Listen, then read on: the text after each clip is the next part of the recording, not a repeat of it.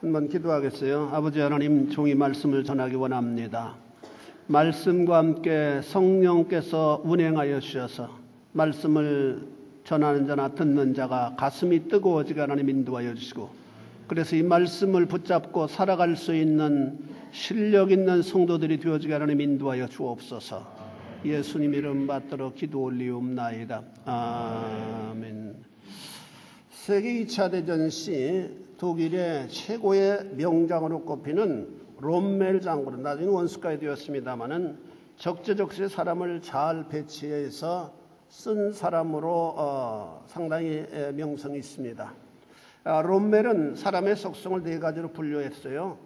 A 속성은 현명하고 똑똑한 사람, B 속성은 부지런하고 열심히 있는 사람, C 속성은 어리석고 멍청한 사람, D 속성은 느리고 게으른 사람, 이렇게 네 가지로 사람들을 분류했다고 그래요.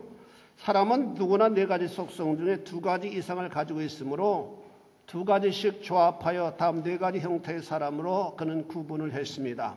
A, B형 사람, 그냥 B가 A, B형이 아니라 제가 말씀드린 A, 현명하고 똑똑한, B, 부지런하고 열심히 있는 사람, 이렇게 두 가지 A와 B의 형 사람이 있다. 그래서 현명하고 부지런하며, 현명하고 똑똑하며 부지런하고 열심히 있는 사람, 이런 사람들, 여러분들 가운데 이런 분들이 많이 있으라고 생각합니다. 그 다음에 A와 D형 사람, 현명하고 똑똑하나 느리고 게으른 사람, 똑똑하지만은 느리고 게으른 사람, 그런 사람들 있잖아요. 잠을 한 12시까지 자는 사람, 이런 사람들. 그 다음에 C와 B형, 어리석고 멍청하긴 하지만은 부지런하고 열심히 있는 사람, 그런 사람들도 있어요.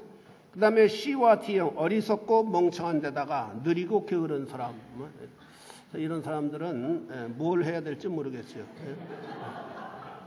눈이나 치워야 될지. 나는 어떤 형의 사람입니까? 부지런한 자가 소명을 이룹니다. 우리 한번 따라서 보겠습니다. 부지런한 자가 소명을 이룹니다. 우리는 딱 한 번의 삶을 살아갈 수밖에 없는 존재들이에요. 딱 한 번의 생으로 속된 말로 우리는 효부를 보아야 될 사람들이다 라고 하는 사실입니다. 그래서 부지런한 자가 소명을 이룹니다라는 말씀으로 우리 이 시간 도전받는 시간이 되어질 수 있기를 바랍니다. 하나님께서 각 사람에게 주신 소명이 있어요. 누구에게나 하나님께서는 소명을 주셨다. 개인에게 주신 소명이 있어요. 마태복음 25장 14절 이하에 보니까 우리가 잘 나는 달란트 비유가 있어요. 이 말씀은 주님께서 직접적으로 해주신 말씀으로 매우 파워가 있는 말씀이라고 우리가 생각할 수 있습니다. 어떤 사람이 탁으로 출장 가면서 그 종들을 불러서 자기의 소유를 맡겼다라고 말씀합니다. 이것은 비유적인 표현인데 우리 주님이 하늘나라로 가시면서 종들에게 탤런트를 맡겼다, 그런 의미입니다. 자신의 재산에 손해가 나지 않도록 하기 위함이다라고 하는 말씀입니다. 그래서 주인의 뜻대로 어떤 종에는 금 5달란트를, 어떤 종에는 금 2달란트를, 어떤 종에는 금 1달란트를 맡겼다라고 말씀합니다. 중요한 것은 세 사람 모두에게 당신의 주권대로 금을 맡겨주셨다라고 하는 사실입니다. 이 말씀은 우리 각 사람에게 재능을 주셨다라고 하는 의미입니다. 그런데 그 재능은 크고 많은 것에 좌우되는 것이 아니라 질과 경영에 좌우되는 것이다 라고 하는 사실을 주님은 가르쳐 주셨습니다. 맡겨주신 것은 모두가 금이에요. 순금이에요. 그 당시 무게로 환산할 때 1달란트는 34kg에 달하는 그런 양입니다. 금 34kg면 굉장한 퀄리티가 있는 그런 것 아니겠어요? 제가 인터넷에서 보니까 금 1g이 52,000원이라고 합니다. 52,000원 곱하기 34,000g이면 34kg, 그러면 17억 6,800만 원 정도 되는 금이, 1달란트의 금이 이 정도 된다면 아마도 웬만한 비즈니스를 시작할 수 있을 것이라고 생각합니다. 어디에서든지 가게를 열 수 있는 돈이 아닐까. 굉장히 비싼 동네, 강남의 청담동이나 이런 데로 될지 모르겠지만 웬만한 데서는 충분히 비즈니스를 시작할 수 있는 돈이라고 생각합니다. 그것을 미천으로 삼아 우린 하나님 주신 소명을 이루는 자들이 되어져야만 된다라고 하는 사실입니다. 이 소명은 가장 값진 것입니다. 우린 하나님께서 목적을 위해서, 당신의 목적을 위해서 지어주신 바 된 존재들이라고 말씀합니다. 에베소 2장 10절에 보니까 우리는 그의 만드신 바라, 그리스도 예수 안에서 선한 일을 위하여 지으심을 받은 자니라고 말씀합니다. 하나님께서는 우리를 선한 일을 위해서 하나님 당신께서 친히 우리를 귀하게 빚으셨다라고 말씀합니다. 이 만드셨다라고 하는 말씀은 걸작품을 의미합니다. 걸작품. 지난 수요일 날 제가 이런 말씀 드렸습니다마는 이 걸작품, 특별히 이 만드셨다라고 하는 말씀은 희소 가치가 있게 만드셨다라고 하는 말씀입니다.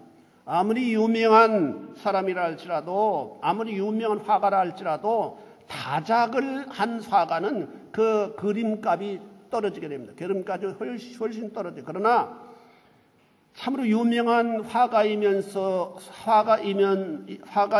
불구하고 그림을 적게 그리면은 그런 그림을 가리켜 희소 가치가 있는 그림입니다. 굉장히 가격이 비싸지게 돼요. 한 장에 우리나라에서 유명한 화가의 그림은 굉장히 비쌉니다. 그렇다면은 나는 정말로 희소 가치가 있는 존재임을 여러분 믿으실 수 있게 되기를 바랍니다. 우리 한번 따라서 해보겠습니다. 나는 희소 가치 있는 존재다. 온 세상의 인생들이 70억인데 70억에서 딱 나는 하나입니다. 하나예요. 둘이 아닙니다. 쌍둥이라도 운명은 엄청나게 달라진다고 하는 그런 내용들을 그래서 보았습니다. 그래요. 예래가 똑같을 수 없어요. 나는 엄청나게 존귀한 존재다라고 하는 사실을 믿으시고, 뭐 콩쿨에 좀 떨어졌다고, 원하는 학교 좀 못 들어갔다고, 뭐 한강으로 가려고 하고, 뭐 아파트 높은 데 땅 쳐다보고 내가 뛰어내려야만 되나 말해야 되나, 그런 쓰잘데없는 생각은 절대로 여러분들이 조금도 하시지 않을 수 있게 되기를 바랍니다. 그런 생각들은 다 사단이 갖다 주는 잘못된 생각들이에요. 우리는 엄청난 존재입니다. 여러분, 어떤 사람이 좋은 가정에 태어나서 굉장히 하나님께서 뛰어난 머리를 주심으로 말미암아 승승장구해서 엄청난 족적을 남긴 인생은 하나도 없어요. 역사적으로 엄청난 족적을 남긴 인생들마다 고난과 시련과 실패와 절망의 과정을 통과하지 않는 사람 하나도 없어요. 믿으실 수 있게 되기를 바랍니다. 죄송합니다만은 제가 뭐 글을 가끔 써서 글을 수필을 집에 내고 자꾸 그렇게 하는데, 글을 쓰는 사람들도 보면은 이 사람이 환경이 좋은 사람인가 나쁜 사람인가를 되게 알게 되어질 수 있습니다. 왜냐하면 좋은 환경에서 자라서 글을 쓰는 사람들은 좋은 작품을 만들어낼 수 없어요. 왜냐하면 자기가 너무나도 열악한 환경을 통과하지 않았기 때문에 그런 심정을 읽을 수가 없어요.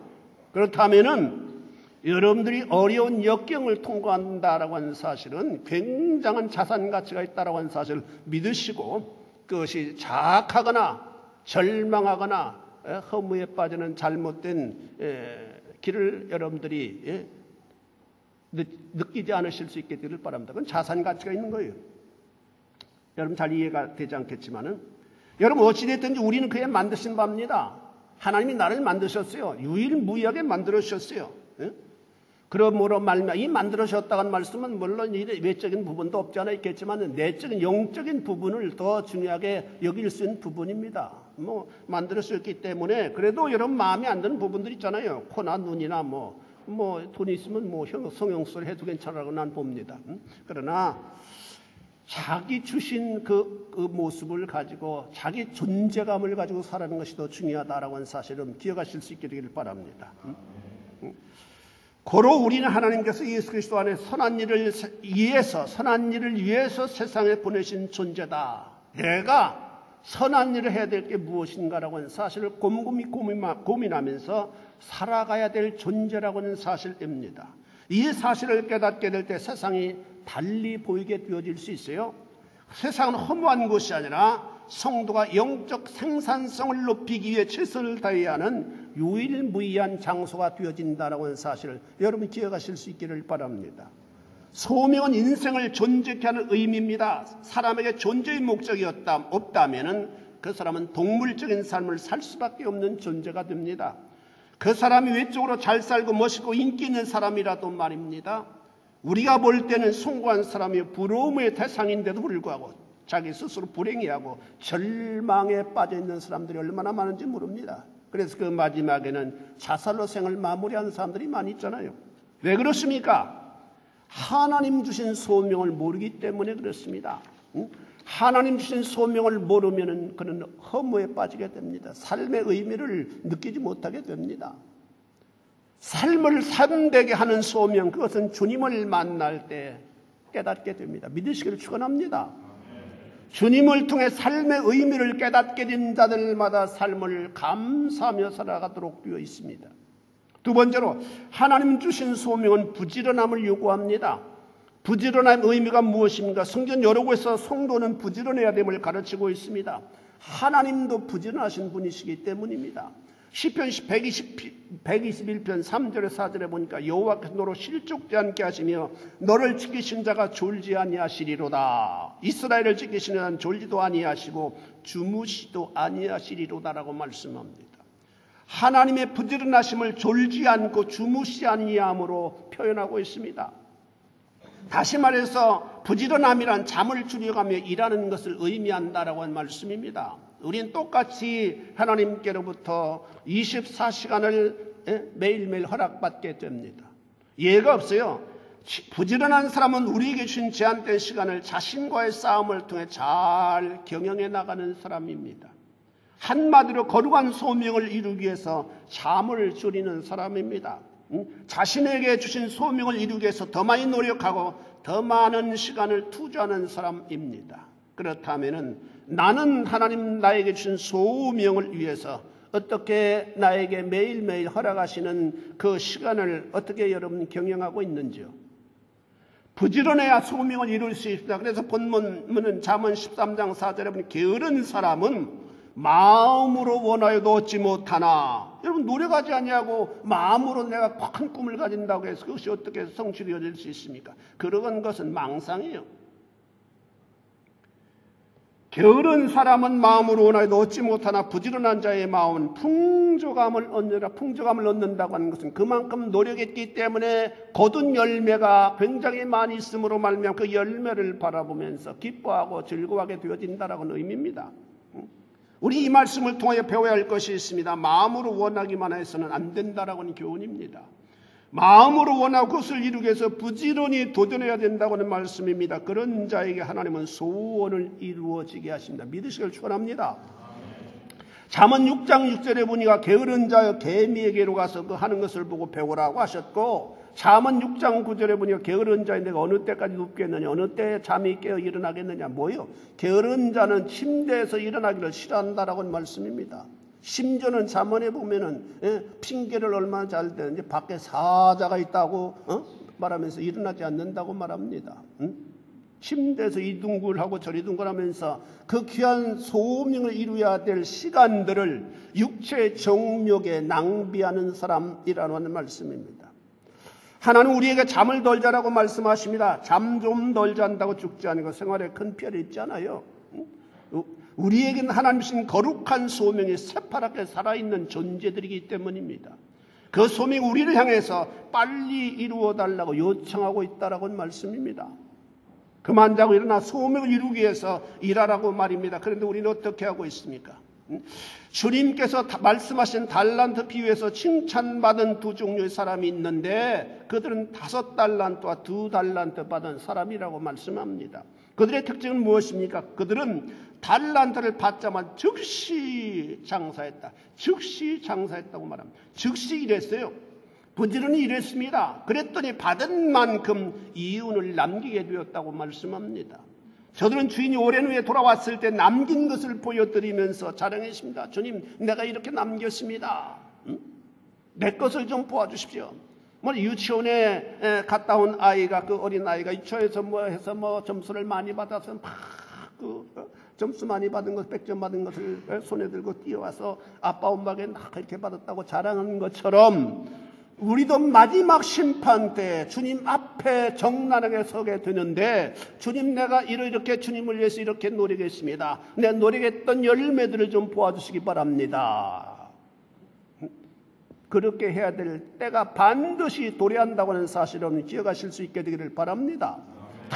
주님의 백보자 심판대 앞에 우리가 서게 되고, 물론 불신자들은 그 심판을 받고 영원히 지옥에 떨어지기 위해서 거기서 심판을 받지만, 우리 그리스도인들은 상급을 받기 위해서 서게 되는 그런 순간이 다가오게 되어진다라고 말씀입니다.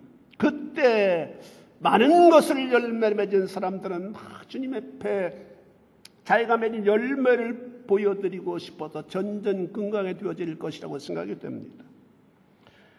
그런데 한 달란트 받은 사람은 달랐습니다. 그는 주인을 오해했다고 말씀합니다. 주인을 완고한 사람, 즉 돈을 생산적인 곳에 투자한 사람이 아니라 고리대금업을 하는 바늘로 찔러도 피가 나지 않는 사람으로 잘못 인식을 했습니다.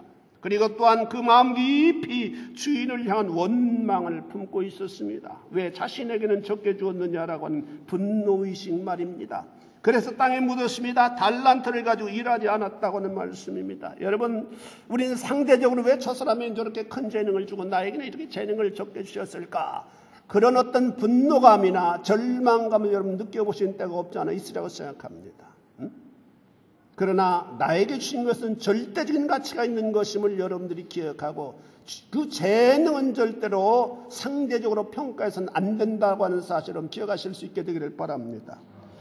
이런 것들은 주님을 진노하게 만드는 행위였습니다. 우린 여기서 잠깐 생각해 보아야 합니다. 하나님의 이윤의 방법과 세상의 이윤의 방법은 절대적으로 다르다라고 하는 사실입니다. 세상에서는 노력해도 이윤을 남기는 쉽지 않습니다.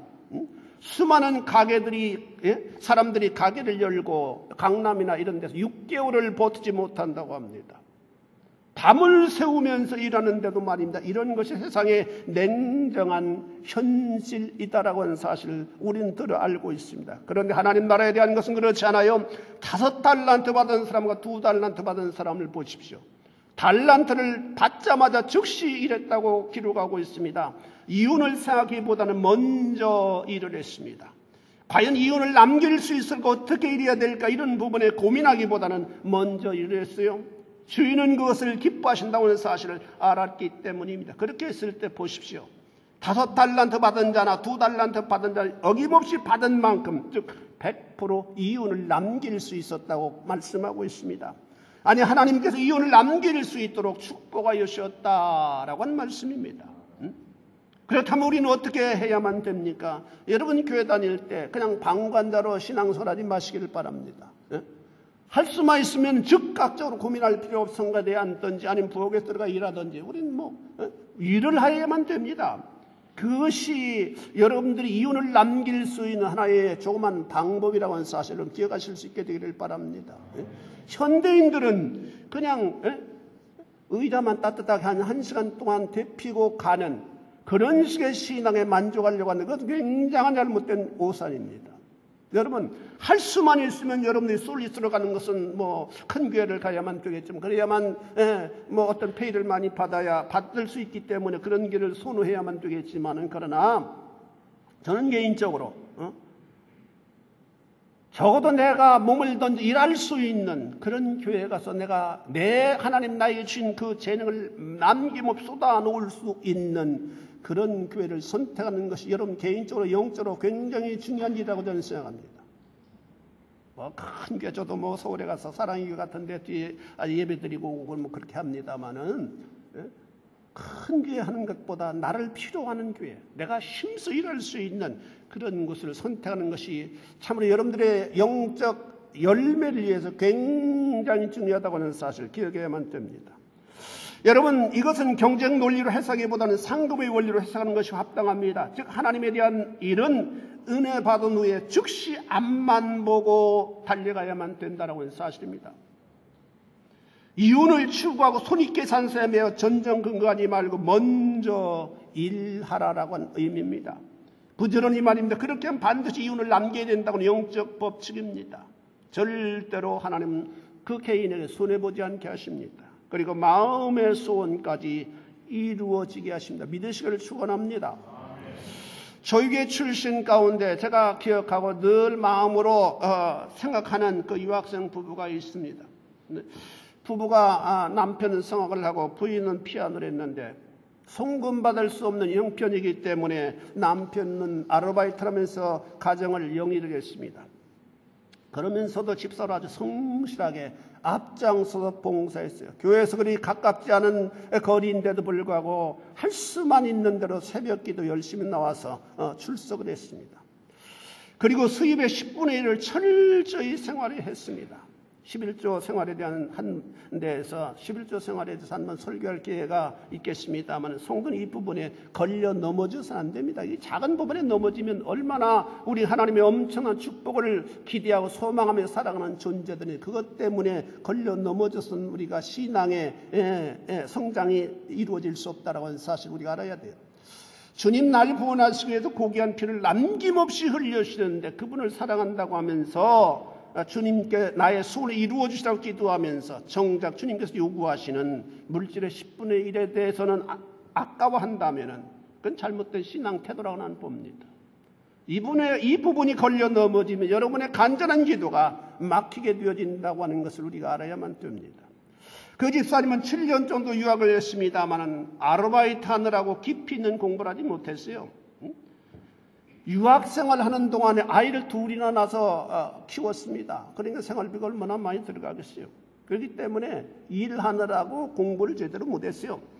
그게 기후갈 때 속으로 염려가 되었습니다. 저런 정도의 실력으로는 좀 힘들 텐데 어떻게 잘 될까. 놀라운 것은 그 사람이 동료들보다도 아직도 90년대 가는 사람이 지금도 강사로 전전긍긍하는 사람들이 대부분인데도 불구하고 그 사람은 제일 먼저 교수가 되더라고요. 물론 뭐 성악가는 아니지만은 그래도 교수는 교수 아니에요. 다른 뭐예요? 뮤지컬 교수. 저는 그 사람을 보면서 야 하나님이 저렇게 응답하시는구나. 저것이 하나님의 축복이구나. 본인도 굉장히 만족해하고.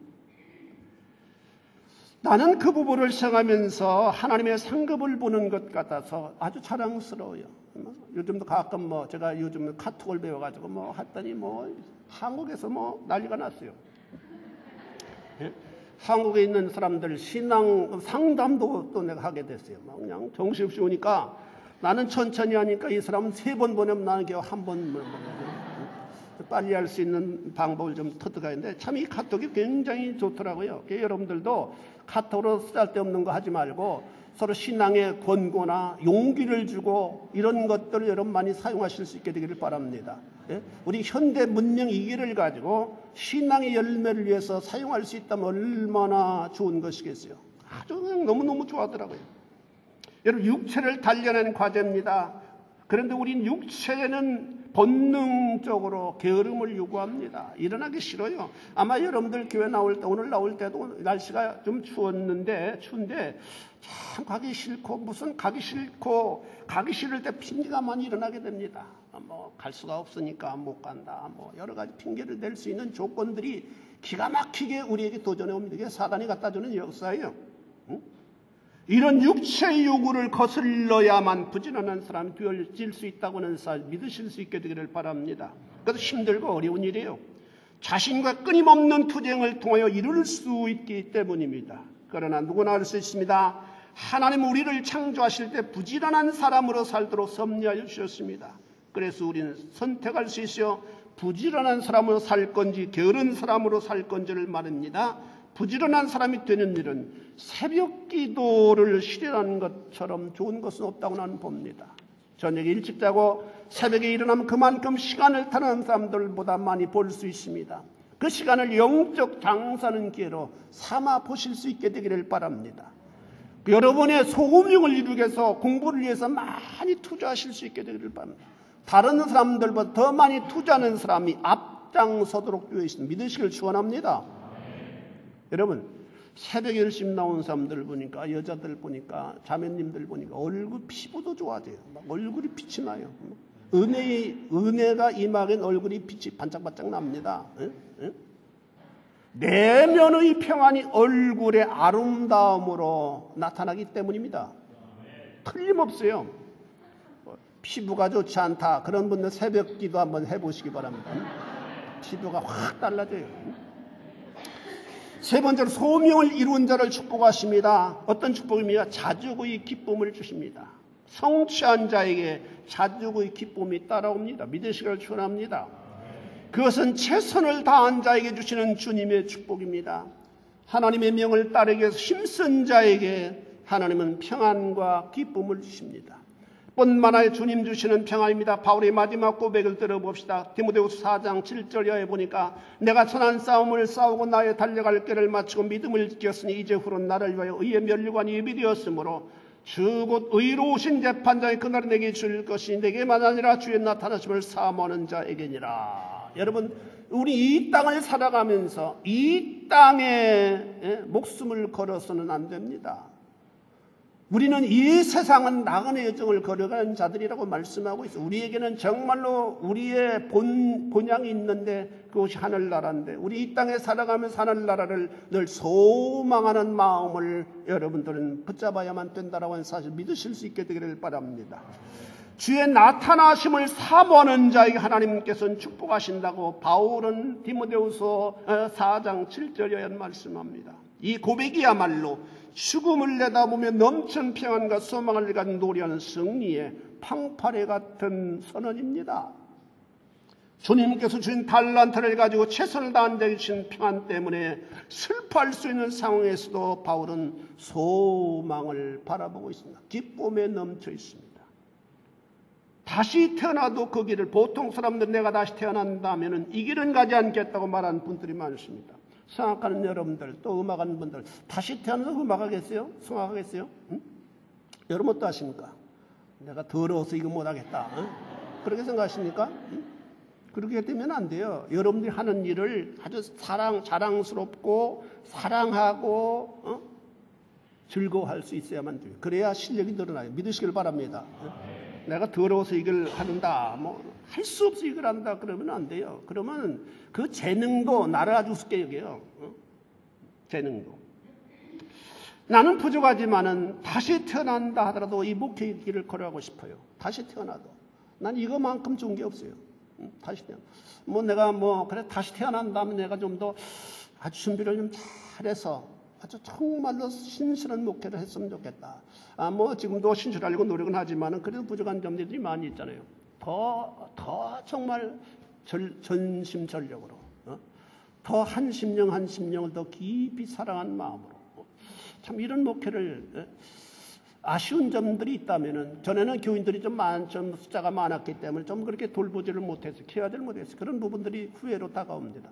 좀 더 사랑하고 좀 더 관심을 가지고 그때 카톡이 있었으면 훨씬 더 좋았을 텐데 그때는 한 500여 명 됐기 때문에 그냥 사람들이 1년 한 100여 명 등록하고 그랬기 때문에 아무래도 관심을 좀 덜 쓸 수밖에 없어요. 혼자 목했기 때문에. 근데 지금은 카톡이 그때 있었으면 훨씬 더 좀 더 잘 케어할 수 있는 목회를 할 수 있었을 텐데 그런 아쉬움을 갖게 됩니다. 어찌됐든 저는 참 기뻐요. 이 일이. 좀 부족하지만은, 육신적으로 고생스럽지만은 참 이 길이 좋습니다. 사랑하는 성도 여러분, 이 시간 우리는 부지런한 자 하나님의 소명을 이룬다고 하는 말씀을 함께 도전을 받았습니다. 성경에는 게으름을 악한 것으로 묘사하고 있습니다. 여러분 주의하십시오. 게으름은 악한 것이다. 회개해야 될 부분이다라고 하는 말씀입니다. 그래서 한 달란트 받은 사람에게 주인은 진노하셨어요. 뭐라고 진노하셨습니까? 악하고 게으른 종이라고. 우리 한번 따라서 해보세요. 악하고 게으른 종. 악하고 게으른 종. 악하고 게으른 종이라고 호통을 하셨고 이 무익한 종이라고 선언하시면서 무익한 종. 하나님 나라에 전혀 쓸모가 없는 종이라고 하는 말씀입니다. 무익한 종이라고 선언하시면서 바깥 어두운 데로 내어 쫓으라고 말씀하셨습니다. 하나님의 저주를 받았다라는 의미입니다. 천국은 이처럼 게으른 중에 갈 수 있는 곳이 아니라고는 말입니다. 이유는 천국은 게으름을 피우는 자리가 아니라 부지런히 하나님을 경배하고 부지런히 하나님을 찬양 드려야 되는 곳이기 때문입니다. 천국에서는 가만히 노는 데가 아니에요. 하나님을 찬양하고 하나님을 경배, 하나님 예배하는 곳이에요. 계속해서 우리가 계시록에 보면은 하나님을 천군 천사들이 찬양하며 경배하는 그런 장면들이 많이 나타나고 있잖아요. 그러나 음부는, 지옥은 생산적 일을 하는 대신 끊임없이 불 가운데서 고통당하는 비생산적인 곳이 바로 지옥의 특성입니다. 그렇다면 그곳이야말로 게으른 자들이 가기 알맞는 곳이다라고 하는 말씀입니다. 사랑하는 성도 여러분, 톨스토이는 말했어요. 게으른 자의 머릿속에는 악마가 살기에 가장 좋은 곳이라고 말입니다. 여러분, 우리가 게으름을 피우게 되면은 찾아오는 것들이 무엇입니까? 종욕적인 그런 발상이 찾아오게 되고, 사람들 해롭게 하려고 하는 그런 마음들이 찾아오고, 비생산적인 생각들이 우리를 지배하게 되어진다라고 말씀입니다. 여러분 경험해 보세요. 틀림없습니다. 게으른 자에게 사단이다고 항상 속살거립니다. 밖에 사자가 있으니 나가지 말아라. 개 누워자라. 정욕을 부추기고 악에 빠지게 하고 항상 세상을 불평하고 불만하게 합니다. 게으른 자의 특성은 언제나 불평불만이 입에서 떠나지 않게 됩니다. 또한 항상 부정적인 생각으로 가득 차 있게 됩니다. 그러나 부지런한 자에게는 그럴 시간이 없습니다. 부지런히 소명을 이루기 위해서 힘쓰는 삶, 그것을 주님 우리에게 명령하셨습니다. 부지런히 힘쓰는 자가 하나님의 위대한 소명을 이루게 됩니다. 하나님 주신 기회를 주신 재능으로 하나님을 섬기는 일에 최선을 다하는 성도 여러분들이 되어질 수 있기를 주님의 이름으로 축원해 드립니다. 기도하시겠습니다. 자비하신 아버지 하나님, 주님의 은혜를 감사를 드립니다. 하나님께서는 우리를 이 땅에 보내시면서 위대한 사명을 허락하여 주셨다는 사실을 우리가 배우게 하나님 인도하여 주심을 감사합니다. 그 소명은 하나님을 영화롭게 하는 일들인데, 아버지 하나님이여, 우리가 아버지 하는 학업을 통해서, 하는 공부를 통해서, 하던 비즈니스를 통해서 어찌됐든지 하나님 주신 소명을 이루기 위해서 노력하는 심령들이 되어지게 하나님 인도하여 주시고, 부지런히 아버지 최선을 다함으로 말미암아 나에게 주신 아버지의 사명을 온전히 이룰 수 있는 아름다운 성도들이 되어지게 하나님 인도하여 주옵시기를 바랍니다. 그래서 아버지, 우리가 주님 앞에 언젠가 서게 되는 날 주님으로부터 큰 칭찬을 덧입는 참으로 성공자 인생들이 되어지게 하나님 인도하여 주옵소서. 감사하며 예수님 거룩하신 이름 받들어 기도 올리옵나이다. 아멘.